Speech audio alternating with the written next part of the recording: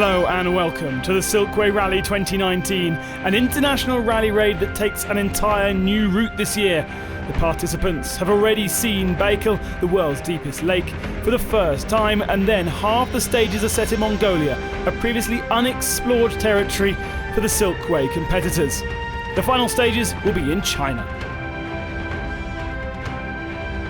Another record of this year's race, it includes members from 36 different countries. Last but not least, the famous White Tiger, which is a mascot of the Silkway Rally, is joined this year by another wild beast. 5 days in Mongolia, 2 days in Russia, 3 days in China. It's a full range of new experiences and varied tracks. It's a sporting challenge but also a cultural journey. To experience the nature of the three countries is a dream for many. The car category is the largest one in this year's rally. It includes 54 crews. A prominent contender is Nasser Al-Attiyah, who is considered to be one of the fastest drivers in the world.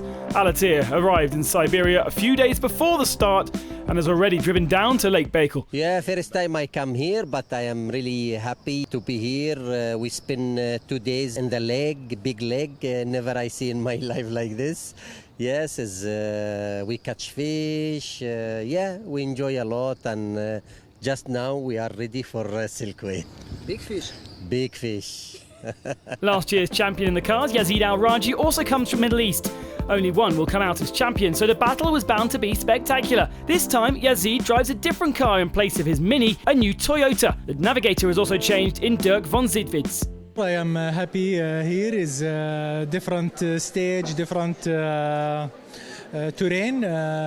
Sure is more difficult. Nobody know about Mongolia and nobody there, and we try our best and try to do it same last year. Easy, attack and win. However, the biggest thing to hold one's attention has been neither the battle for the Arabians nor the new route. For the first time ever, the rally includes bikes and quads.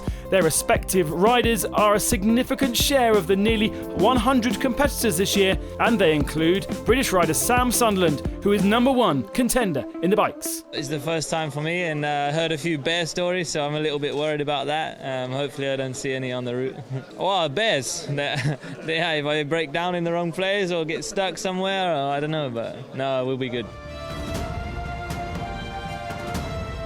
The gargantuan beasts, that is how the rally fans call the truck category. Under the demanding conditions of Siberian hills, Mongolian steppes and the Chinese desert, Russia's own Kamaz Master team are once again fighting off their opponents. Their uniquely harmonious crew lost the race only once in 2011 when Alex Lopez from Czech Republic brought home the cup.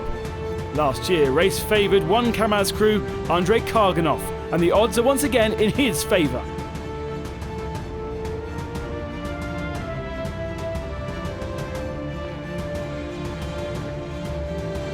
The start ceremony in Ursk was quite literally on fire.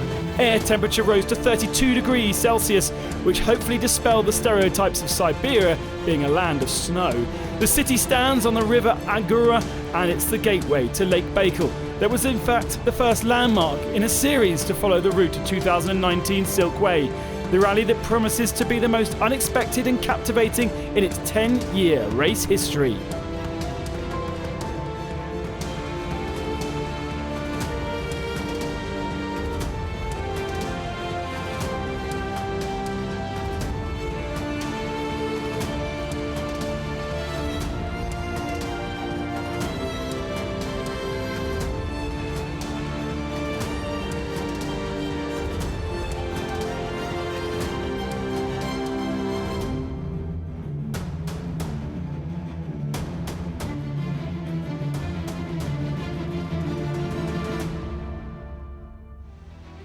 The bikes were the first to head out, and Sam Sunderland, who is considered a favourite in this category, missed his chance of winning the first stage.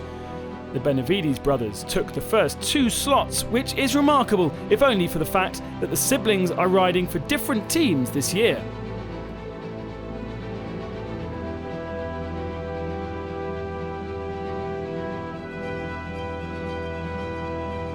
Three quads also raced to the finish, but the result was surprising. Rafal SONIK was frustrated by the mud, whilst his countryman Adusk Lindia took a more positive approach and won.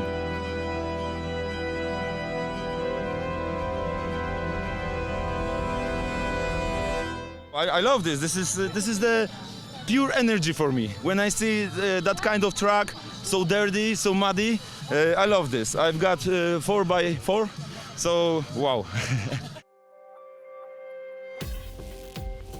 In the cars, Nasser Al-Attiyah quite predictably pulled out all the stops.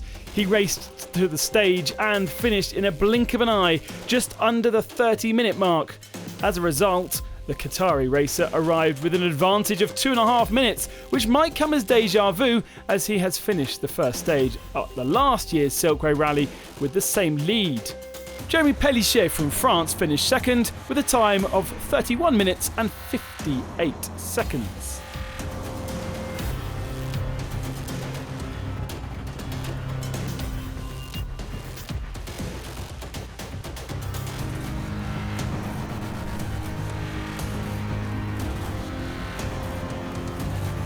The first stage might as well have been called the buggy day for 8 cars in the first 10 with two-wheel drive.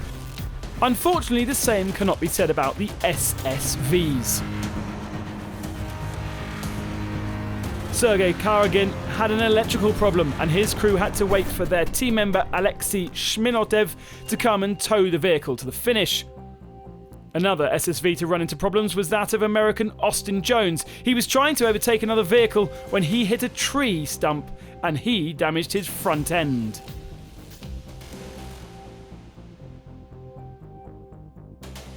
Sergei Vyazovich of Belarus displayed the advantage of his long-nosed truck. The leader of the team was not holding back, to the dismay of his rivals.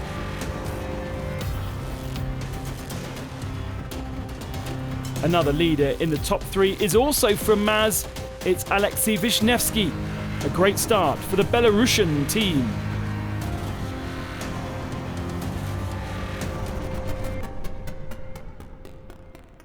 My first emotion is very positive. We just discussed with all the competitors. They just arrived and they are very happy about the first stage.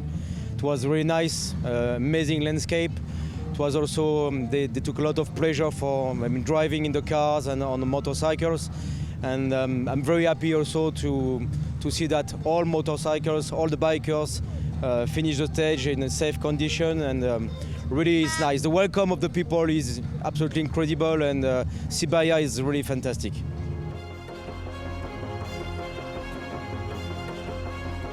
Perhaps the main sensation of the rally had broken out before the caravan even met Mongolia. One of the main favourites of the race, Yazeed ALRAJHI, who won last year's Silkway Rally, could not complete the second stage.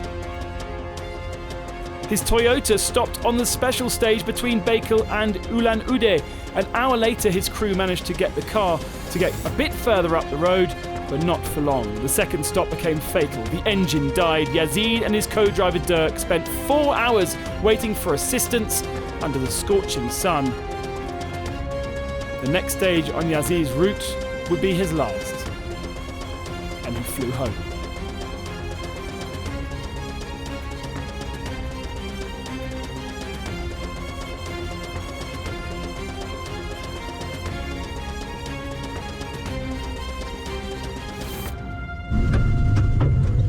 Smoking, and I think the engine is...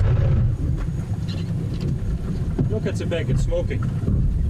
Screen off, on, off, electric problem. We don't understand what's going on. After 70k, we stopped to see what's going on exactly, because state temperature high and we feel this little voice. I think his engine is gone. Maybe with water first few kilometers, a lot of ditch with water.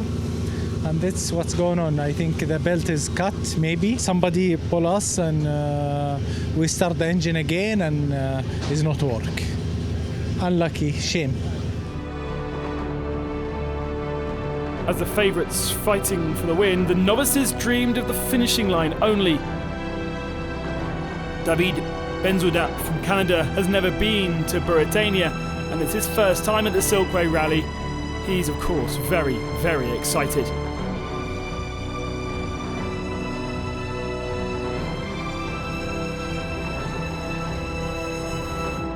First time in Siberia, but we're from Canada, and it looks, the first half of the race looked like Canada. Okay. This part looks like Mongolia. Looks like Mongolia. This part. A new morning for Silkway Caravan began with a 200-kilometre liaison between the capital, Buratana, and the border crossing and the entrance to Mongolia.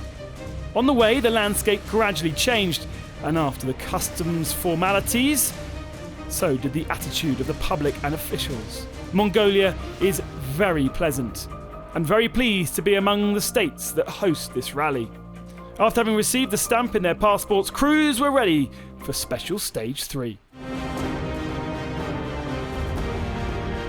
One of the most experienced bikers, Paulo Goncalves from Portugal, continued to confidently pass the rally stages. He was once again on the podium for the stage. He was also third in the overall standings. He had time not only to follow the course, but also to share some professional secrets with journalists at the finish. This is because our bikes make a sound really strong, and our brains start to move when we go full gas. So it's better to put this to keep the sound lower.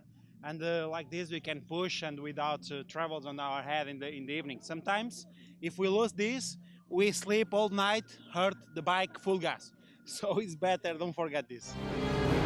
Just 3 quads riding this year. On the third day of the rally, Alexander Massimov started long after Rafal's SONIK, but he had an explanation for his moderate pace on the previous stages.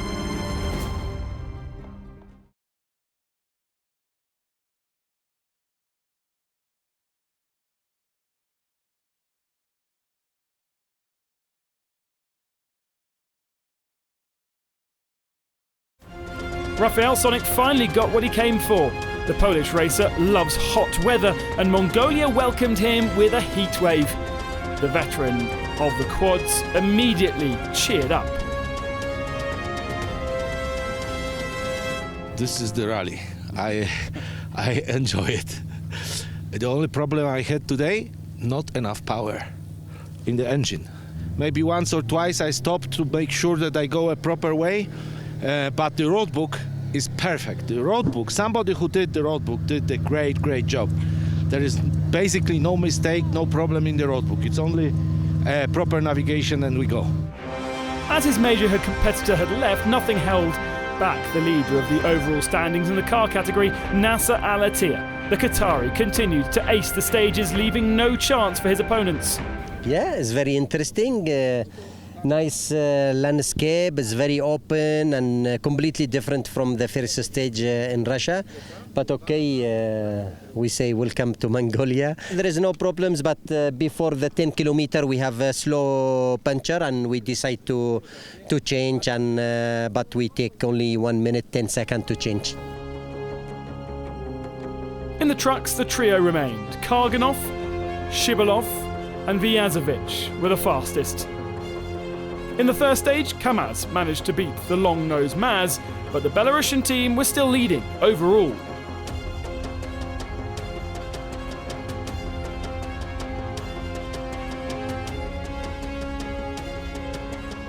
Anastasia Nifontova had a serious accident.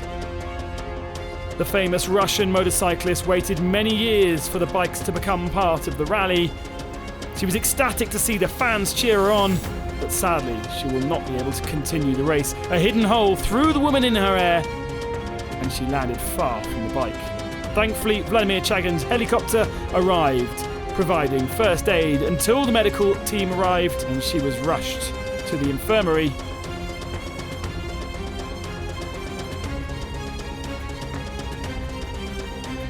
A while later, though, she came out to the press as if nothing had happened, a true sign of a strong character. I was kind of a tech support bike. At 50 kilometres, I spent 20 minutes helping Gabriela Novantova to fasten the spokes in her wheel that were loose. About 6 kilometres before the refueling zone, there was Sasha Mazimov standing without fuel, so I stopped, took off the tanks and poured him some fuel, and I thought, what a fine person I am, and drove on. About 10 kilometres after the refueling zone, I was so fascinated by the riding on these running tracks that I missed the mark, hole 3 in my road book. It was my own fault. In the middle of the road, there was a decent scour with a wall, and I was Wholly on course, having only managed to slightly lift the bike, I hit this wall with the bottom of the bike and it catapulted me into the air. I found that my clavicle is broken, so I'll have to repair it somehow in Moscow. From the very first day I've had problems like this, mud puddles and something else. Oh well, I guess that is the Silkway Rally. I'll have to come back next year.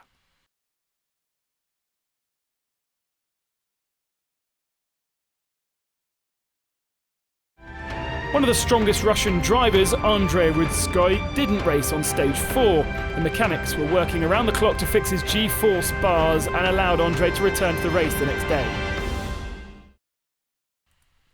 Something happened with the fuel system. We spent 2 hours trying to fix it, but we couldn't. Then we called the sweeper truck. We had to take a joker lap and got 100 hours of penalty, but these professionals are trying to figure out what's wrong. They're preparing the car for tomorrow, and I really hope it'll be fixed, so we'll be able to continue and reach Duhang. Sergei Yazeed, the leader of the MAZ truck team from Belarus, expressed confidence at the start of Wednesday's longest special stage. He believed his truck had every chance to overtake the KAMAZ trucks of Anton Shibalov and Andrei Karganov. After the mistakes and the crashes we've had, we've changed our tactics. Now our rivals have to risk it. They're going to have to try and catch up. As for KAMAZ, the whole team faced serious issues, but Andrei Karganov had the worst. He had to stop 6 times to pour water into a pierced radiator and to change tyres. Not only did he lose Yazeed, he lost second. At about 150 kilometres, we felt the smell of antifreeze. When the temperature became critical, we stopped. We saw that we'd hit the radiator and liquid was coming out. But then we realised the repaired radiator will take more time, so we just poured water in it. We did it once, we did it twice, we stopped I think 4 times altogether. Just as Karganov, Anton Shibalov also switched wheels on that stage, as did Arat Mardiev and Martin van den Brink. It looked like fate was smiling on the Belarusian team this year. We didn't hit anything, it just overheated. The 2 wheels overheated because we were going at maximum speed all day. The tyres just can't handle it and the rubber just peels off. You can see here that one wheel has totally fallen apart and the other one is starting to. The protector starts peeling off because of the speed, then there's this vibration and the wheel simply gets torn apart.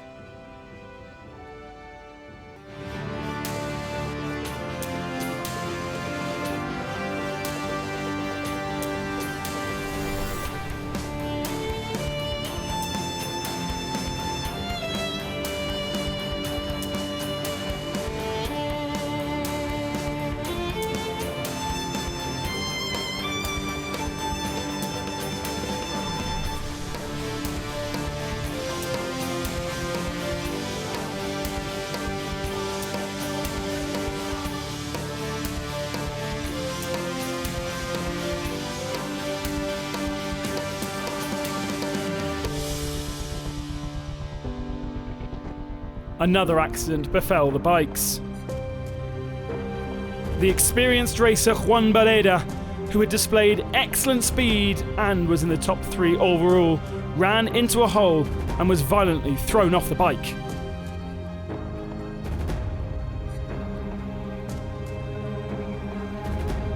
Despite much of his navigational equipment being completely destroyed and the rest of the bike severely out of shape, he didn't give up and managed to get to the finish line, taking over 3 hours. Once at the bivouac, the racer immediately headed to the infirmary. Fingers crossed, we'll see the Spaniard.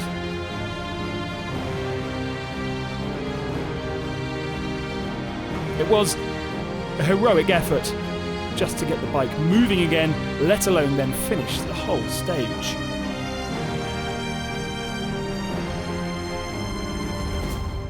Juan Barreda, he started behind me, and when he was with me, he crashed. So I stopped to see if he was okay, so I don't know how it is. But after that, I was thinking too much, and I get lost a little bit, and I lose a few minutes.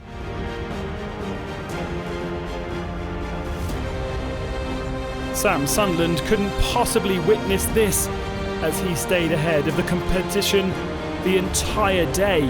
He spearheaded both acts of the marathon stage and finished first with no technical issues.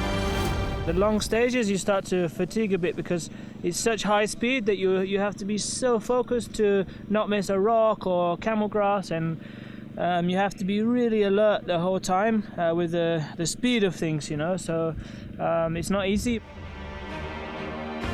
So Sunderland leads by 13 minutes over the two Benavides brothers. Paulo Goncalves in fourth with Oriol Mena in fifth, just under half an hour down. Nasser Al-Attiyah took another stage win. So far he's knocked out all 5 stages of the rally, just like a skilled Mongolian hunter. In Russia and Mongolia he seems unmatched. His Toyota reaching 190 kilometers an hour. Yes, a lot of stone, but okay, we don't have any punctures, and the B of Goodrich tire working very well, and also our car, Matthew, good navigation, Nasser, good driving. Nasser's lead is nearly 40 minutes over the Chinese driver Kung Lui. Jeremy Pellichet in third position, Denis Krotov fourth, and Wei Han in fifth position. It's close behind Nasser. In the mix of the cars and the trucks, the start is often a lottery. After all, one may not get a chance to overtake, particularly when clouds of dust obscure everything. And what if the rival does not want to surrender? It was that situation that Airat Mardiev and Mathieu Serradori found themselves in behind the Chinese crew of Ping Su. It was wrong of them to behave like this. Either they don't read the rules or their sentinel isn't working. We caught them up, we signalled to them, and we know they heard us. In some parts, we were faster than us, but in others, they were definitely faster. But we followed them for 60 kilometres. There would be no problems had they let us through. Vyazovic is still first, but issues arose with the long-nosed Maz. In addition to the automatic inflation system failing, the driver received a 5-minute penalty for speeding in the previous stage. And now the struggle is intensifying again. The tyre inflation system failed and we had very large pressure, under 7 bars in our wheels.